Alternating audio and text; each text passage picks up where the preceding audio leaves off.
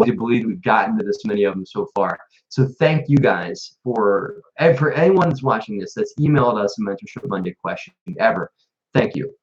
And thank you for your patience too, because sometimes it takes us a while to get to them. So thank you, MRE Investing. Thank you for wishing us a happy 100. We're 101. We would have done 100, but last week it would have been Memorial Day Monday. To do Mentorship Monday, and I think you guys would have been watching. You need to be going to barbecues and stuff like that. So, so we're doing 101. So we've got a bunch of cool stuff. I have a surprise guest for you guys. I've got some free giveaways, and I've got some other cool stuff that we're going to do today for our special live Mentorship Monday. So thank you guys that are joining us for setting aside some time to join us for today's Mentorship Monday. So without further ado, I'm going to bring in our surprise guest. So come on in, surprise guest. So you guys might be able to guess. It's my wife, Liz. Here she is. There she is. Hey guys, how's everyone doing? Yeah. Where am I looking? You're looking at the camera. Okay, right I feel like I'm like so 95 years old. I don't know where I'm going. Teacher. What do I look at here? Where do I go? All right. Somebody says no video. I hope you guys can see the video.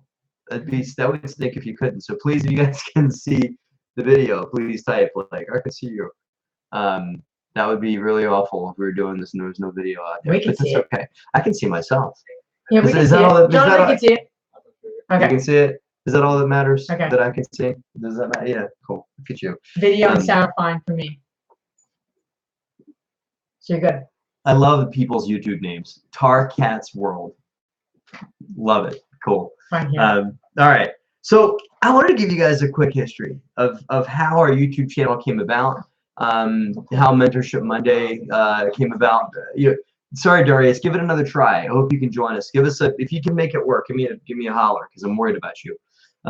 So here's how our YouTube channel started and how Mentorship Monday started. It's like maybe 3 years ago, right? Yeah. Okay. 3 years ago, we started doing YouTube videos for our investors, for people that invest with us, and we would send them just investor updates on YouTube. It would just be me at a property, like, hey, property owners, here's what we got. We also, hi Deb. We also had some private loans people that were remote, like they didn't live local to us. So I would do it was to put that property in Yardville, right? Mm-hmm. We would do investor update or private lender walkthroughs. So they would release the next draw and be like, hey, here's the property, here's this, just so you know, you paid us to do, or you gave us this money to do the electrical, here's the electrical, here's the plumbing. And so we just had a YouTube channel just for that. And we posted a few videos on BiggerPockets and stuff, but mostly it was just a place to park videos to send to people and to make it so you can just send them a link versus sending them a full MP4 thing, right? Mm-hmm. So we became friends with some of you guys know Joe Fairless, and we'd signed up for his coaching program, and he's a great guy, and we were on a coaching call with him, and he said, what you guys should do, you guys really need to become a thought leader in the industry of real estate and just do something to broadcast more of your knowledge. You guys have been doing this for a long time, so broadcast more of yourself. And do it consistently. Yes. Yeah. We were doing them, we weren't doing it consistently. Right. So those of you guys that listen to Joe Fairless's podcast, he does it every day. He doesn't record it every day, but he puts a podcast out every day, which is consistent. And he's been doing it for a long time. Yep. So he said you guys should do a consistent thing that's repeatable, that's every whatever, do a thing. So like, okay, cool, let's do that. And we had like 50 subscribers at that point, right? I think we have more. I think we have like 600. Did we even? We were in the hundreds. Oh, okay. Well, I like to exaggerate, as you know. 600 subscribers. That's right. Surprise guest. Here she is to correct me. But anyway. Anyway. So what? Hey, Austin. So it's a good question. Yeah. Finish your point. That's a great question. Yeah. It's like when people ask questions, it's like, ooh, something to read. Long story short, we started getting a lot. I was just bumping because he's going to take a half hour to tell the story. It might. But we started getting questions from people. Like they'd ask us questions, and Matt and I said, why don't we make a weekly commitment to answering questions? So that's how Mentorship Monday came in, of really just helping and answering questions, and people want to be part of the live show. But really we really wanted to create a space of helping people on a consistent basis. So since that time, we made the commitment. 2 years ago, we were at about 600 subscribers, and we put content out, twice a week. Yeah. And we're up to 10,000 subscribers. So. Yeah, and that's how Mentorship Monday came about, because Joe recommended do something repeatably every whatever you do it. Yeah. And so we're like, okay, cool, every Monday, and it was just for Monday had mentorship in there. So okay, Mentorship Monday, that's how it came about. Yeah. And we had a lot of people that already emailed us questions, so we already had like a backlog of questions anyway. So I just started answering them on the YouTube channel.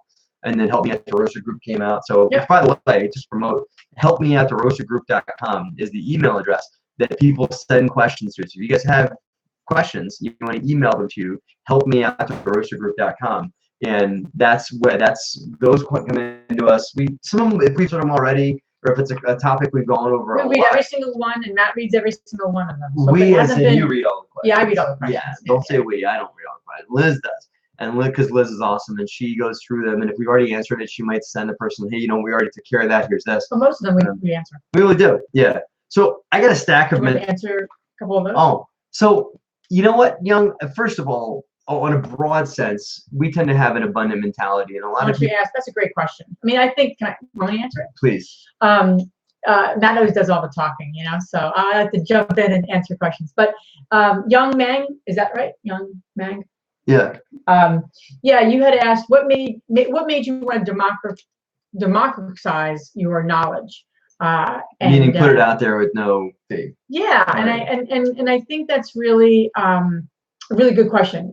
I think out of all the comments we've gotten, the most positive comment overall has been how people just really appreciate how we just are very open and honest and very real and authentic on the channel. So out of all the comments we've gotten, that's probably been one of the biggest ones. So I think one of the things that I think Matt and I both believe on is that we both believe in like transparency, and we both believe that like we've had a lot of things happen to us in real estate investing that have been really tough. We don't need to go through all of them right now, but we might start crying. Yeah, but we've had a lot of tough things happen, and if we can share those wins, those losses, and just those experiences with people and help them, create wealth and build their wealth quicker than we did, or do well for themselves. That's really one of our missions. We both love to inspire and educate people. Mm-hmm. So that was one of the big things for us, is to share our knowledge and through the it's also school a of hard knocks. testament to our company too, that we are a authentic, transparent company with those that invest with us, for those that live with us, and in all facets of our business. There's not a whole lot of smoke and mirrors or whatnot. What you see is what you get when you work with us. And so that flowed into the YouTube channel.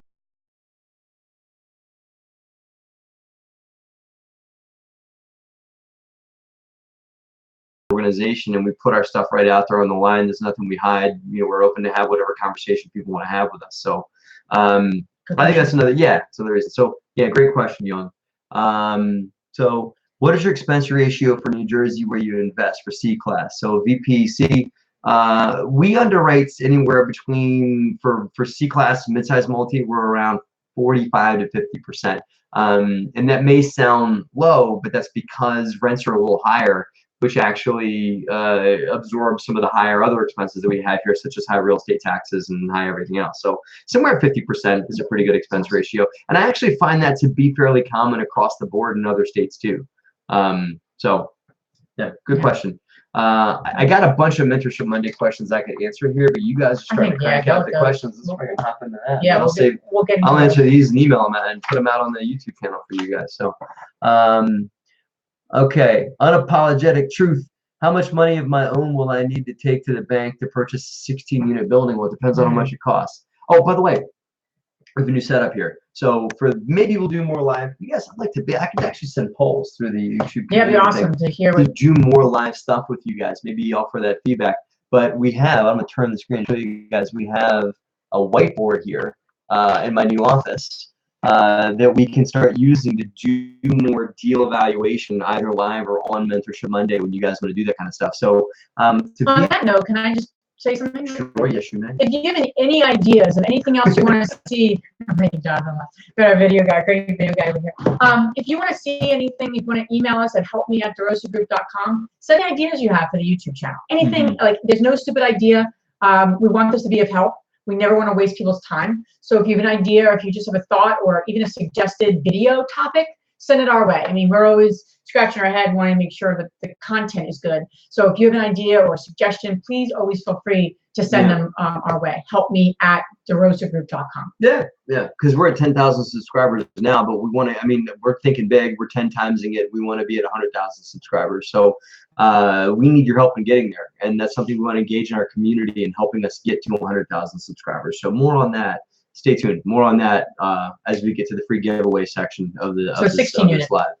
16 unit. Unapologetic. If you want to send us the numbers on that deal, I can go through it with you on the whiteboard here. Or if I'll just tell you off the cuff that you want to break for purchasing a unit, a property. If you're going to use financing, which I'm assuming that you are, you're going to be probably 25% of your purchase price should go to, or of your purchase price should be in equity, the cash that you're bringing to the table, plus 3% for closing costs. So that's 28%. Okay. Now I'm assuming that you're not going to be doing a ton of work to the place. If you're just going to get behind the wheel and drive and take it, then you want to just have enough cash coffers to have in your bank account. Now that some people go between 3 to 6 months worth of expenses in just cash, of just money you should have for, you know, rainy day money, or just to fund some expenses as you ramp up, right? So that'd be 28% of your purchase price plus 6% of your expenses you should have in cash to buy the deal. If you have to do construction work, then you want to factor that into. Okay, so quick Joe McGraw answer to your question. All right, Young Mage, thank you for staying. Rather than staying just in one alternative asset class, why don't you just venture into different asset classes? Look at real estate investing, but the returns are 5 to 10%. First of all, you're probably thinking that cap rates are between 5 and 10%. We see returns in the mid-teens, even on the high-price stuff. I would keep looking, but we are diversified a bit. I mean, we're in apartment buildings, we're doing flips, we're in some smaller assets too and stuff. But we see in the mid-teens on cash returns and on internal rate of returns that we do for our deals. So I would look around a little bit. And if you're not blending in debt, then you have to get into the teens for returns on your money. Can I make a quick comment? Yes, sure. You gotta stop asking for permission. I know. I just you never ask me for permission anytime else. That's true. That's just get in there. Hop in. I mean, I'd also just say too of knowing what kind of investor you're going to be. Are you an active investor? Are you more of a passive investor? Mm-hmm. And then what does diversification look like for you in that? So in other words, if you're an active investor, diversification actually could work against you. What I mean by that is if you start investing in multifamilies, you buy a 4 unit, you're going to learn a lot about that process, or a 16 unit. So then to shift gears and go into mobile parks, or then to go into a single family home, it's a shift, and in other words, get good at something and do it over and over again. Just if you're going to focus on multifamily, there's a lot of success in doing that again and again and again, because every time you do it, you're going to have less mistakes, less issues that come up. So that was one of our biggest mistakes when we started. We diversified too quickly without having enough knowledge in any of the class at size. We bought a commercial building, we did a development deal, we bought a multifamily. Well, had we done it over again? I mean, that was great education for us. We wouldn't do anything over again because it created a lot of toughness to us. We diversified too fast. So my suggestion to you, if you are going to be more of an active investor, it makes sense. Now, as a passive investor, you may want to invest with maybe somebody doing syndications in multifamily, or with a medical device company that you know of. I mean, that makes sense to maybe have a couple different stocks. You're passive, but if you're going to be active, I would say focus.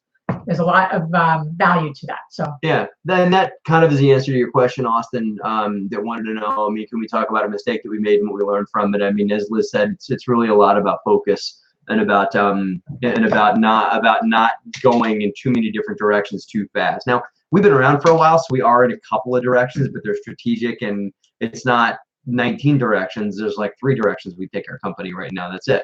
But when I first got started, I tried to go in 10 different directions, and that didn't work out so well. So that's what I learned from that one, Austin. On a C asset, when you make a decision to replace a roof, and what point?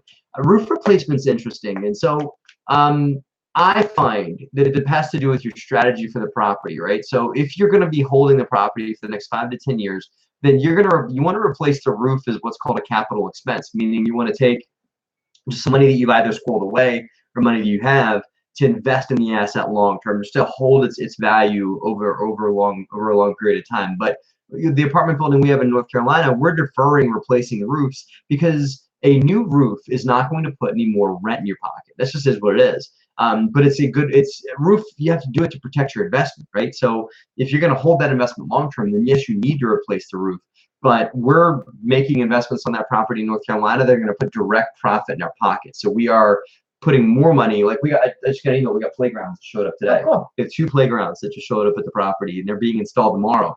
That puts money in our pocket. So I will go out and buy 2 playgrounds over replacing a couple of roofs. Maybe we could do all day YouTube long. live in Fayetteville. We're going next week. We should. Are we going? Let's Yeah, go. I Let's know. go. We were back and forth. She don't want to take our kids. We have Because 2 young kids that are My going child's to not sleeping very well at night. That's another story. That's Yeah. another story. Any tips on making a 1-year-old sleep through the night? Aside from getting it bourbon, email it to helpme@DeRosaGroup.com so we can get our 1-year-old who's sleeping in the other room right now, getting her to sleep through the night because she had us up, or she had you up at 2 o'clock in the morning. Not me. She had Liz up at 2 o'clock in the morning. And so we're going to be schlepping them down to North Carolina next week. Look for some more on that. Young Mage, I've heard of other ways to make investing in other types of business and getting 30 to 40%. I just like real estate because you got the collateral, you've got the sticks and bricks that's there. They can't go to zero or anything like that. So I hear you. You're right. There are better return investments out there, but I like the collateralization of real estate, and that it can't go anywhere. And if it burns down, you got an insurance policy that can pay you to rebuild it. Unapologetic truth, I forget what property we were talking about for the usual price range of a property. So add another comment and give me more detail and I'll get back to you. You guys are doing a great job and good work and love the work you do. Oh, thank you, Unapologetic. I do this thing called Internet High Five when I do my, I teach webinars for BiggerPockets. And so it looks like this. It goes, bow, like that. Wow. That's my high five. That's my high five. We have to warn them. So I should have warned. So Unapologetic truth, if you're watching, here we go. You got to high five me when I high five you, and I'm going to high five you from across the country. Okay. So we go 1, 2, 3. Here you go. Bow. That's the Internet High Five. Sure. Now, when I do the first one, I probably just scare somebody out of their chair. That's you true. know? Right. Right. But I do that when I teach webinars for BiggerPockets. It's called Internet High Five. I love it. I should put a trademark on that. How do you file eviction once a tenant is not? How do you file eviction once a tenant is not paid rent? You file quickly, as soon as possible, because that's another mistake we made. Is to remember that when you and I used to know the property management, we'd let tenants go for like a month and a half, something like that. Yeah, we were too nice. We've gotten tougher over the years. I got a big heart, and that's why I'll manage my real estate direct, because I believe them when they're like, "Oh, my car broke down." And that's cool. I feel for you, but I need people that have no heart that can manage my property for me, that understand. And I joke, but there is a certain win-win arrangement I want to get to with my tenants. So if they want to change their rent payment date, I'll do that. But if they want to, delay and do payment plans and whatnot, sorry, you have to have the law behind you, and it's my right as a landlord to do it. So we evict. So we do it quickly. Probably if it's late after the 5th, we will evict by the 15th at the latest. To answer your question, so quickly, and then you evict with a lawyer. If you own the property in LLC in New Jersey anyway, you have to have a lawyer. You can't file eviction personally, but you got to find yourself a good eviction attorney. Should charge you no more than a couple $100 to do it. But here's what you want to do. I got an idea. This is a tip. Go to the courthouse during eviction and just meet the attorneys that are there, because you want to use an attorney that is always going to court for eviction, that has it in their wheelhouse. The guy that we use evicts. He does like probably 30, 40 evictions a week, because that's his gig. That's what he does, right? Is evictions. You don't want to hire some lawyer over here that doesn't ever go to court for evictions, because they're going to charge you $250 an hour or whatever to go fill out all the paperwork and go sit through court for you, whatever. Find a lawyer they've built the system in a wheelhouse around doing evictions. So go to eviction court before you have to evict somebody, and meet the local lawyers that are doing it. Get their business cards. Ask them what they charge. They probably also sell leases and do other landlord-tenant stuff. I just thought of that. Isn't that a good idea? Very good idea. Just write that down. Brilliant. Yeah. Make that. Talk about the giveaway. All right, you guys gonna do a free giveaway? Cool. We're gonna do I mentioned in the commercial for this thing. I guess call it a commercial. We're gonna do a free giveaway. So, believe it or not, the BiggerPockets has entrusted me to write a book for them on raising money, because it's something we've done a lot of. And so it's a book. BiggerPockets gets really creative with the title of their book. It's a book on raising capital, and the book is called Raising Private Capital. So we had a lot more. I had a really way creative more name for it, but they didn't like my creative name. I'm very biased, of course, but it is a fantastic book. So I'm well, very she proud of edited my it too. Yeah. She edited it. She wrote one or two. I wrote one or two chapters. That's right. That's all right. It's okay. But my name is the author of it. But it's coming out at the end of July. I dedicated it to you. I know. You know that? Appreciate it. So that's coming out July 26th. Yep. Okay. And we're gonna do a free giveaway, which is gonna include a free copy of my book. That's right, for free. It's for you. And right, what's the end? Coaching call, just pick Matt's brain, for I don't know how long. I'm not sure how long. I talk a lot. But yeah, just to kind of get one-on-one time with him. He knows a lot. You could tell. So I think I do. I guess you do. But the giveaway is basically, so we're trying to spread our message and share this great content with more people, right? So one of our goals. So we want to I think the goal is either take a screenshot of your, screen. We want proof that you're sharing maybe a video or a couple of videos with as many people as you can. And if there's a way to prove to us how many people you shared it with, we'll take whoever shared it with the most people, and they'll win the. All you're doing is you're sharing our YouTube page. Yeah. Right? A video. Okay. Can you share the page or the YouTube video? I don't know. They can share this video. Yeah. Anyway, the best video, right, Jonathan? What do they do? They can share a video. They can share any video. Because there's a share button. Yeah, right? Sure. Okay, cool. So you gotta prove it to us. Share one of our videos with okay. And then send us an email at helpme@DeRosaGroup.com as proof. You want to do another for the idea, or just do that one?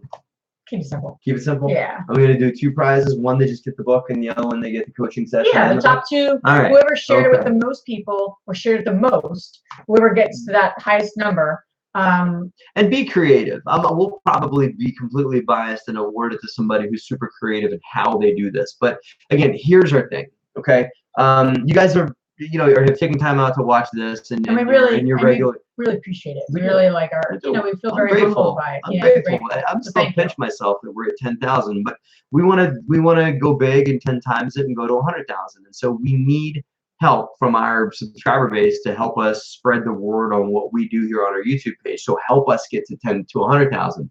So whoever does a creative share or shares with lots of people or whatever, we'll take our pick from there. We're going to pick first place, and you're going to email this to helpme@DeRosaGroup.com. Email what you did with a description and a screenshot, whatever evidence you have that you did it, or a link to your Facebook page to show us how we can go in there and check it out ourselves. Time and a deadline, probably like 2 days, 3 days. No, come on. A day? By Friday. Oh, a week? Okay. Yeah, by Friday. What's the date? Well, because people are going to there's people watching this live, but you can also. Okay. Friday. What's the date on Friday? I got wait. Don't be messing with my stuff. Friday the 8th. Okay. Email it to helpme@DeRosaGroup.com, and then we will pick who the #1 winner is, and that person will get a coaching session, which we are going to video, because we're going to start doing more videotaped coaching sessions with you guys, and we're going to post it on our YouTube channel. So we're going to do a live video. Maybe not live. It'll be a recorded video that we'll put on the YouTube channel. We can just pick my brain, and we'll do coaching and give you some ideas, help you get your business going. That's first prize. You also get a copy of the book. Second prize gets a copy of the book mailed to you, which if you want me to sign it, I'll sign it for you, no problem. So that's the free giveaway that we're going to give here for you guys. So please do that. Email to helpme@DeRosaGroup.com. Okay. So all right, more questions. I'm over in Rockland County, New York. You guys are not too far from me. If you ever do any lectures or anything like that, I'd love to attend. Sure. I am. You know what? I'll throw it out there. Why not? What the hell? Yeah, a few things coming up. I'm speaking at the SJ RIA meeting, which is in Princeton, New Jersey, at the Holiday Inn. I'm speaking at that RIA meeting, and I'll have copies of the book, do some other giveaways and some other stuff there. That will be on Thursday. Here, talk, because I gotta find that date.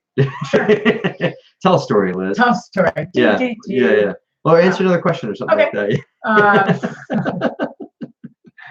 If rent is due. Oh, hi, Sunny. Hey, Matt and Liz. Congrats on 101. Sunny, my man. Sunny, we appreciate you very much. If rent is due on the 1st, mail the notice on the 2nd. Oh, they're just answering the other question about that. Okay. August 16th. at 6 o'clock, Holiday Inn, Princeton, New Jersey. That is I believe my next speaking engagement. I'm speaking I'm speaking next week too. Well, next week you'd have to be in South Jersey. I'm speaking in South Jersey for SG Ria as well. Next week, but the book won't be out by then. But if you want to travel down from Rockland County, August 16th at 6 o'clock in Princeton, I will be there. Be there or be square. Yeah. And I'll give you a high five. Hey, Matt Liz, my man. First, VPC. What is your own philosophy on the amount of insurance on sub 60,000 assets replace coverage, or you give 20,000 in coverage? Okay, so here's the thing. And we own some assets that are worth like 30, 40, 50,000 bucks, around here in Trenton and everything like that. And it's tempting to insure that property for what you paid for it, but most insurance companies are not going to cost, meaning what it would cost for the property burned to the ground and then you've rebuilt it from scratch, right? It is much smarter to insure it for that versus insuring it for your purchase price. And most legit insurance companies are not going to be willing to insure it for what you paid for it. They want to insure it for the replacement cost, not how much your loan is on the property, not how much you paid for it, what it's worth to rebuild it. Here's why that's true, why you want that, and why you want to do that. Number one, God forbid, property burns to the ground, nobody's home, nobody gets hurt. You're going to get paid that much, and forget about what your mortgage is and everything like that, or what you paid for the property. They're going to pay you out at the limit on the policy. That's number one. Number two, if you have a minor damage or a minor claim on the property, what they pay you is a percentage of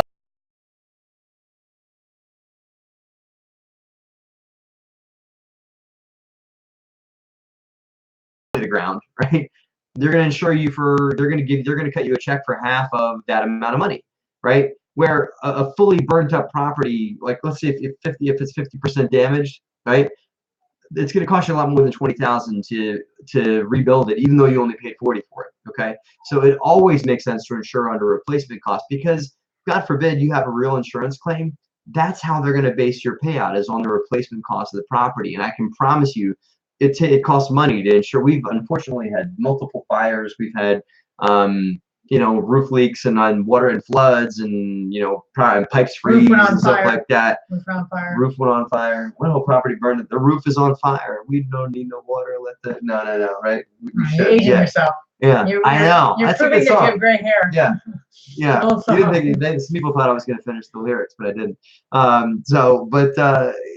That's why you want to insure on that. You just don't ever chintz on insurance, because believe me, we've been around long enough to have insurance claims come up, and insurance is one of those things that you don't think you ever need until you do need it, and it's nice when you do. So we got a question over here on the Facebook page.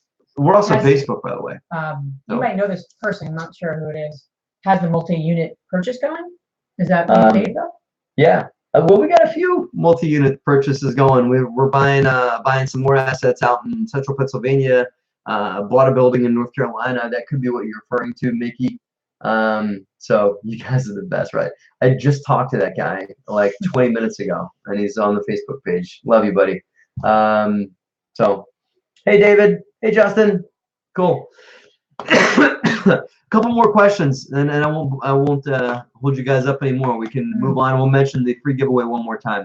That's a really good question. I can share that. Please do. Sure. It says, where were you at with rentals when you decided to quit the W-2s, and what all factors were considered with your property's cash flow? So, we're more risk takers, and we didn't have children at the time. So I'm going to just put those two caveats out there. You should. I'm going to give a plug, actually, before I answer the question. I'm going to give a plug of a podcast that I've started called The Real Estate. Girl. Because actually, it's to answer the question, but it's called The Real Estate Investor Show. Me and my good friend Andressa have started a podcast to help empower women in the business of real estate investing. And actually, episode, I think it's 2 or 3, but April Crossley, who's also a very good friend of mine, we interviewed her, and it's called Quit Your Job. Something about quit. I forget the title of it, but she, pretty sure it's episode 3. But anyway, she shares a great path on how to quit your job and to do it the right way. Not the right way. There's no right way, but to. Is the website investorshow.com? It's therealestateInvestHer.com. So I can keep talking. I'm going to put it on here. So anyway, she just gives a great process to for people who want to quit their job. So I just want to put that out there. I'm going to answer it as well, but she gives a great explanation as well. So TheRealEstateInvestHerShow.com. do you listen to me? No. Have you gone to the website?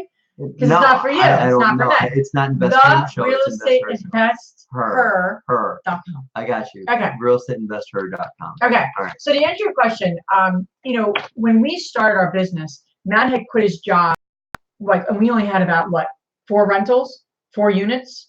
Yeah, right. Yeah. So we did the strategy of just we're making $300 a month. Yeah, making it rain. Figure it out. But right. I wouldn't know we did, but yeah. We did it strategically.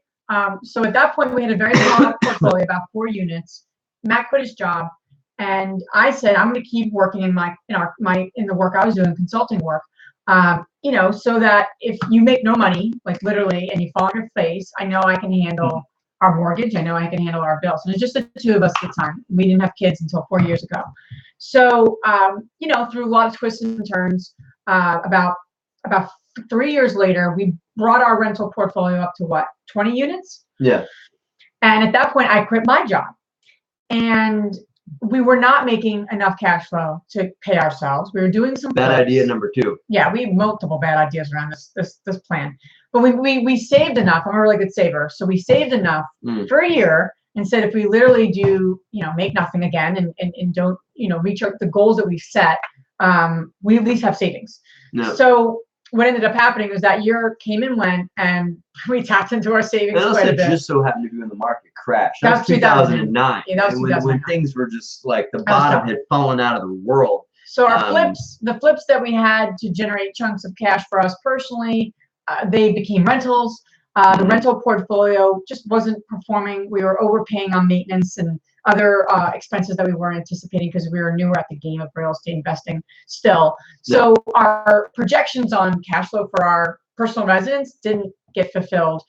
We did tap into all of our savings, and I ended up going back to the consulting work that I did. And we had to make a tough decision to say, we don't want to give up on our real estate investing, but what we're doing isn't working.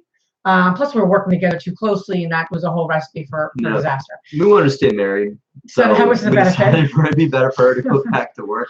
So I did love my wife very much, but I mean, there was a lot of stress. There was a lot of just living on savings in a total crashing market. Working with your spouse, right? On a small portfolio, both working from home because we didn't have an office to like this to come to yet. So it was just a bad equation, man. We didn't set ourselves up for success. No.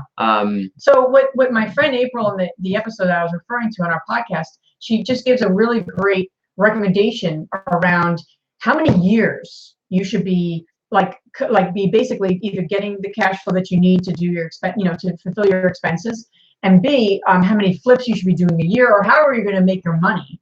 But she had done that, I think, 2 to 3 years before she quit her job. She was very strategic about it. And I don't think what we did was anywhere I would describe strategic. It was a little more just like throwing the dice out. But we made it work, and I ended up leaving my consulting work about 4.5 years ago. So both of us haven't had, in terms of that sort of things for about 4.5 years ago. Yeah. And at the same time that I went back to my consulting work, we started raising private money, my husband primarily, and that helped us grow our portfolio and 10 times our portfolio. So I don't know if that answers your question, but I think the biggest thing you could do is sometimes it's less important how much money you make, although incredibly important. People always want to know how much money. Get a handle on your expenses. What to the dime are your expenses month to month? What is that nut that you need to make to keep your lights on and keep food on the table? Yeah. You need to know that number to the penny. Before you start talking about and do what you can to minimize that number too, because Liz and I lived when we first got married. We made a decision to live leaner than we needed to, and that helped us out in tough times, and also it enabled us to get Liz out of her day job earlier than we would have if we had an enormous expense bucket. So living below your means is very. You don't want to just absolutely have your expenses absolutely match your income. You want to have the expenses a bit below your income so that you can have your passive income exceed that. That's something I got from playing Robert Kiyosaki's cash flow game. Is about reducing expenses yet also trying to increase income. It's a two-pronged approach. Yeah. Where were you at when you decided landlord insurance? You might be talking about renter's insurance, Darius. We do have renter's insurance for our properties. We require renters to get renter's insurance, and that's just it's a common practice. So, oh, there's another question here. It's the business credit worthiness a big factor for getting the loans, or is that why you went with the private money? No, because, well, first of all, after the crash, it was impossible to get money for anything really, especially for properties that needed work. And as you guys that have been around for a little bit realize, that's where the good deals are, is properties that need a little bit of work. And so we couldn't find a way to buy dilapidated real estate, renovate it, and then pull that capital back out like the Burr strategy. You couldn't do that without private money back in the day. Now there's a few banks that'll lend on construction and everything, but back then there wasn't. And so that was a necessity that we had to get with. We had to start going with private money on loans. We've also grown into way larger assets that we couldn't buy by ourselves, like big apartment buildings and stuff like that. But just to answer your question though, with credit, our credit has remained very strong. Like that's one of our assets. Like we both have very good credit. So that wasn't the reason why we went to private money. There was other reasons why to grow our portfolio, but I would say, we do use our own money on projects. We do take loans out, just us, in terms of our companies. So we use our own money. We blend, we borrow money. It's a mix of our strategy, but I would say get your credit strong, because either way, whether it's private money, whether it's a bank, anyone is going to want to see that. I mean, it's really tough to borrow money, to buy property, to do anything if it's you as the primary person, if you have low credit. That's just the nature of our business, right? Yeah. Unless you have a partner who has good credit and you do other good things, and that's possible too. Well, that's another strategy. You should bring in. It's called a sponsor, and so you bring in somebody else. You give them a little bit of ownership. Another question here. Yeah, we got another one over here too. Go take that one. Well, this is an interesting one. So, so you have 250,000. This is from Facebook. You have 250,000 on hand, cash on hand. What would you do if the goal is? What are you doing? What is this? What are you doing? I'm late. This is delayed. Oh, I know you're She's watching me from 30 seconds ago. Wait a minute. I see my hand moving. Shut up. You have 250,000 on cash on hand. What would you do if the goal is all cash flow? Say you wanted to make $1,000 a month per month. Invest in $100,000 properties, and less for smaller mortgage or more cash. Okay, so the question is basically you have $250,000 in cash on hand. You want to make $3,000 cash flow or per month. What would be a way to do that, right? Because that's the question. So. Yes. So you want to make 14% return on your money. And that's what Mike is looking to make. It's not unheard of. You might not make that cash flow day one. You might have to build into that, like buy something that needs some work, renovate it, and create that value. Because it's going to be hard to find. Well, I guess you could probably find some turnkey assets like that. We have a turnkey that's returning 25%. But you also, what else, Mike? You're not going to get that without leverage. This is the Facebook camera right here, right? So yeah. There you go. There you go. You're not going to get there without leverage. I don't think you're going to see 14%. Unless you're willing to put a mortgage on the property. So you gotta make sure you're bankable in that. But you could probably find a turnkey. Again, with there's turnkeys around here. We have some stuff available around Mercer County that's returning more than the 14% return. And that it'd be tough to get there on loans in that. But I think that's a reasonable goal. It's not unheard of. But I think that one way or another you're gonna have to use some leverage to get to where you want through debt. Okay. Let's see. Few folks with questions here. Is business credit worth a big factor again? Do we read that? Okay, cool. My wife and I wanted to create our own company holding LLCs for the properties. If we found the property and the team, what's a good way to find the funding the actual investment?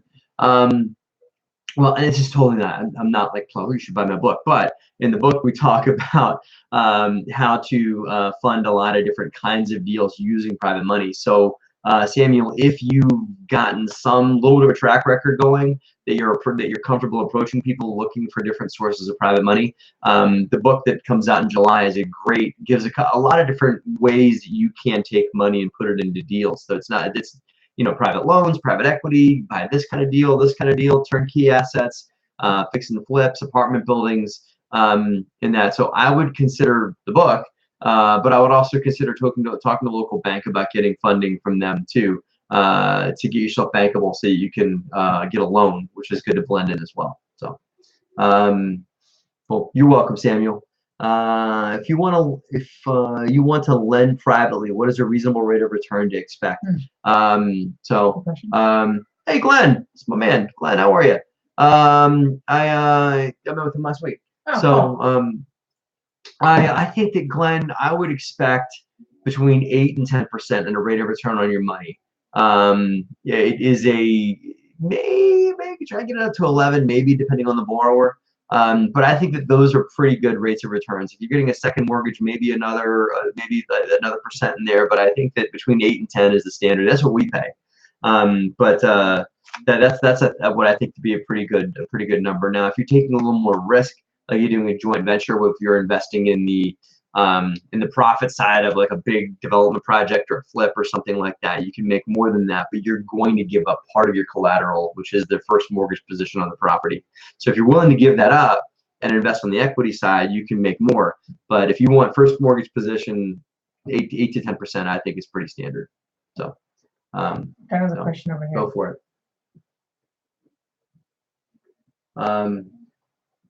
He's just commenting on. Okay. Got it.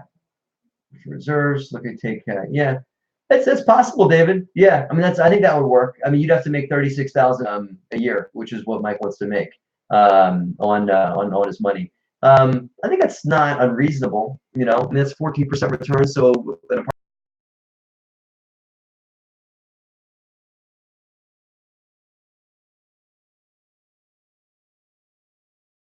So it might not make a 14% return on day one. You might have to do something to get rents up into every value. Yeah. So, private money. Using private money when you went from the 4 to 20% units after quitting your job, and we mainly going through banks for financing. We went that was mostly our money going to 20%. Yeah, going to 20 credit units, and stuff like that. Yeah, we went from 20 to 100 pretty quickly on private money. That's when that kicked in. So that's when we started the 10 times, and we're at like 360, 370 now. So we 10 times our portfolio in about 4 years or so, give or take 4 or 5 years.